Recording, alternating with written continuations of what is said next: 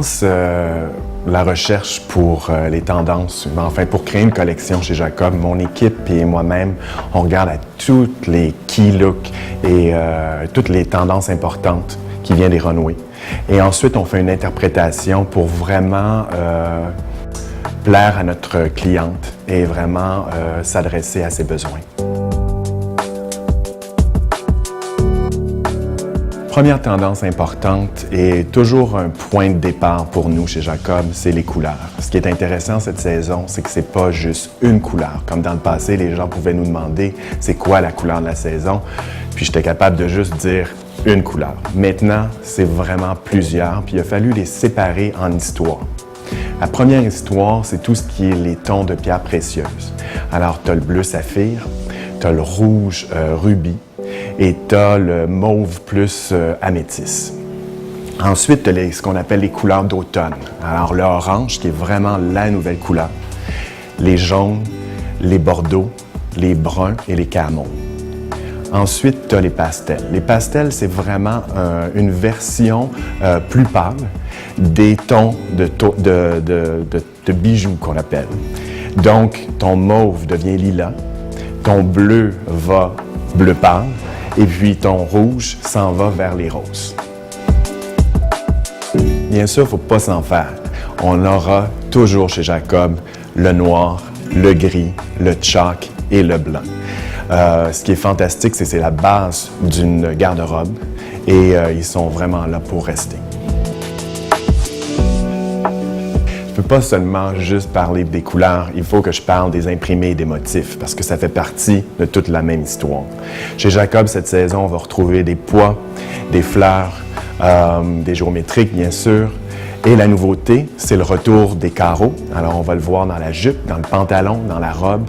Et bien sûr, la nouvelle tendance, c'est ce qu'on appelle le color blocking. Qu'est-ce que c'est le color blocking? C'est une nouvelle version de la rayure.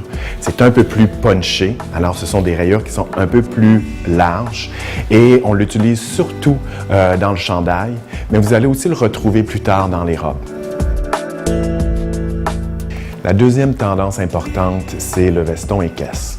Ce qui est intéressant avec le veston équesse, c'est que c'est emprunté d'un veston d'homme, mais c'est un veston qui est versatile parce qu'on peut le porter avec une façon plus formelle, avec un pantalon de lainage noir ou gris, et on peut le porter avec un denim, un t-shirt féminin pour une approche un peu plus relaxe. J'aimerais vraiment porter l'attention aux détails qu'on a mis sur ces vestons-là. Alors, on voit les manches qui s'ouvrent, les doublures qui sont imprimées, toutes les piqûres alentour du col qu'on retrouve seulement dans des vêtements high-end de designer.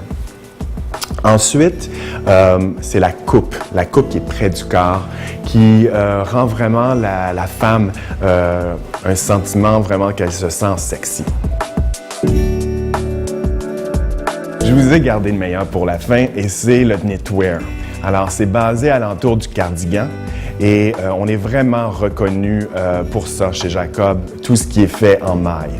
Alors, on va parler d'un cardigan à la Chanel qui, cette saison, est vraiment plus long et ce que j'appelle avec une coupe un peu boyfriend. Ensuite, on a ce qu'on appelle les cardigans cocoon. Alors, c'est des cardigans qui sont souvent sans boutons et vraiment qui donnent un effet très enveloppant, un effet de confort. Et ensuite, on a ce qu'on appelle le snoot cardi.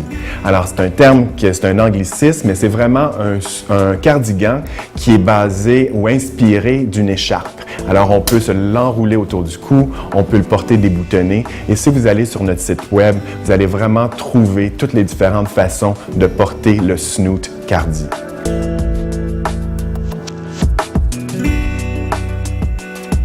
Les accessoires prennent de plus en plus d'importance pour finir un look, pour complémenter un look. Je vais parler en premier des colliers et des bracelets. Les colliers sont vraiment plus longs cette saison et les bracelets sont plus larges, un peu la largeur d'un poignet de chemise. Et on les retrouve en or et en argent, mais très mat, pas brillant. Ensuite, il y a les foulards. Les foulards, on les retrouve imprimés à pois, dans des imprimés géométriques, dans des florales. Et ce qui est intéressant avec les foulards, c'est qu'il y a plein de façons de les porter et c'est vraiment versatile.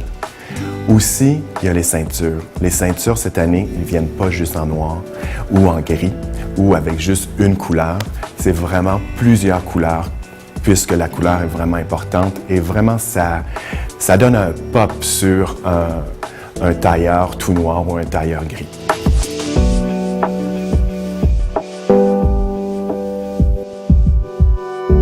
Vivre chic, pour moi, c'est vraiment important de ne pas avoir l'air d'avoir passé trop de temps sur notre look. On devrait vraiment avoir dans sa garde-robe des pièces qui sont classiques, mais classiques avec une twist. Un bon fit, une bonne qualité, c'est vraiment important. Il faut aussi avoir du fun avec nos vêtements, de mixer, matcher. Ensuite, il faut que ce soit des vêtements qui nous donnent une certaine confiance et vraiment un sentiment d'être chic.